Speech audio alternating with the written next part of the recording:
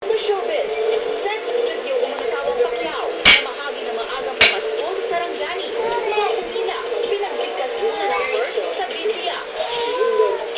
Sa good news, mga chikiting na kikay, pwede na maging Barbie for a day sa isang mall sa Mandaluyong.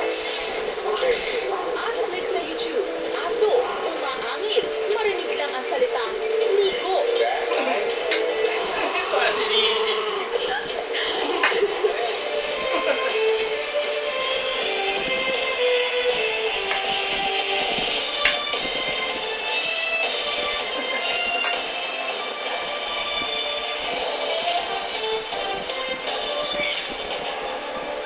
Isang gabi puno ng balitaan. Ako po si Paolo Medjones. Mula sa unang sulok hanggang bawat anggulo. Ako si Cheo Mercado. Ito ang Pilipinas News.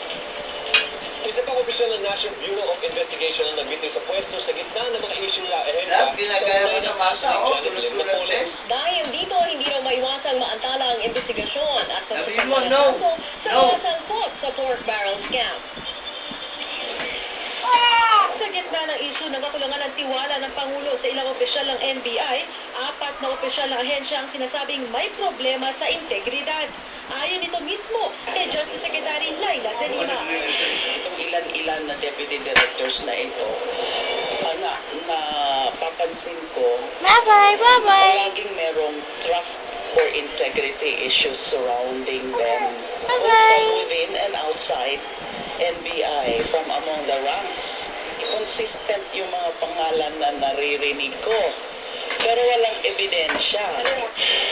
Dahil dito, suwestyon ni De Lima, mag-courtesy resignation na muna ang mga deputy director. Sa ngayon, may 6 na deputy directors ang NBI. Sina Rickson Chong, Edmundo Anugay, Reynaldo Esmeralda, Ruela Sala, Rafael Ragos at Virgilio Mendez. Kanina, nauna nang nagbitiw si Deputy Director Arugay na epektibo sa Setyembre 14. Nakatakda namang kausapin ni De Lima ang lahat ng Deputy Directors. Ngayon pa lang, sinabi na ni Deputy Director Reynaldo Esmeralda, wala siyang planong Gagalit. Bye-bye. Said, I am a career official. I rose from the rank. I have been in the bureau for the last 26 years, and I will stay that way. Ang abogado naman ni Janet Napoles, si Atty. Lorna Capunan, may hirit din sa kanegasyong integridad ng NBI. But that warrant of arrest, like everybody else, we learned from media. And the media was informed by Secretary De Lima herself. So our question is, why are the other executive directors or the deputy directors also made to resign? Let the NBI complete the report. Sagot naman ni De Lima, Papatulan ko ba yan?